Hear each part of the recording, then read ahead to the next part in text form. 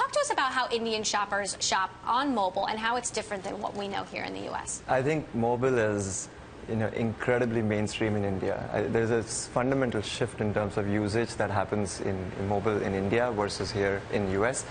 People say there's an app for everything in US, but in India, people use an app for everything.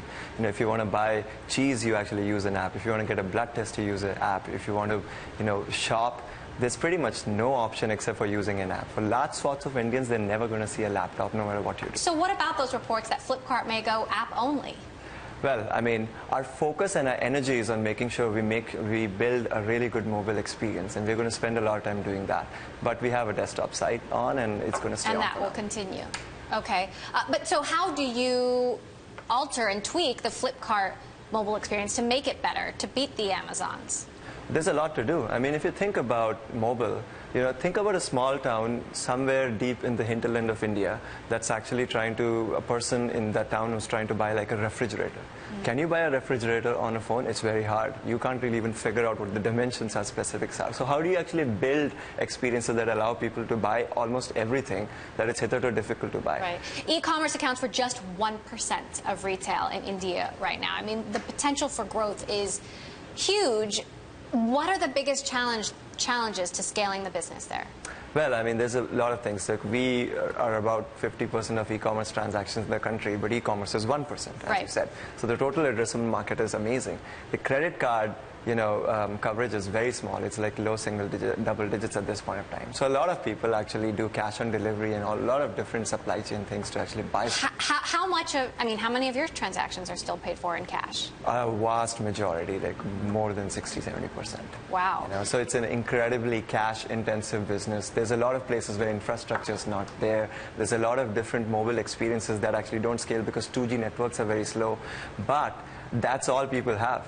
They may not have roads, they may not have electricity, they may not have infrastructure, but every single one of them has a phone. Let's talk about that. How do you manage your warehouse and your delivery strategy and your inventory to hit sort of short delivery timelines with bad roads, poor infrastructure, corrupt customs officials? Yeah. Well, actually, when Flipkart started, literally there were none of the infrastructure that you required to actually build an e-commerce company. Flipkart built it. Flipkart isn't really just an e-commerce company. It's a warehousing company, a delivery company, a pseudo credit bureau, all sorts of payments companies. It had to do all of these things to build the infrastructure to actually build an e-commerce company. So what is your secret to meeting short delivery times? Well, I mean, increasingly, first of all, we have a pretty strong relationship with a lot of third parties and our first party that actually we use to actually make sure we deliver well. We have had 6 to 7 years of experience actually getting to Indian consumers in places that are very, very inaccessible. But increasingly, we are becoming a lot more of a platform. So we are actually starting to work with other third parties who are playing in the Indian market, who do last mile fulfillment, who do warehousing, who do delivery.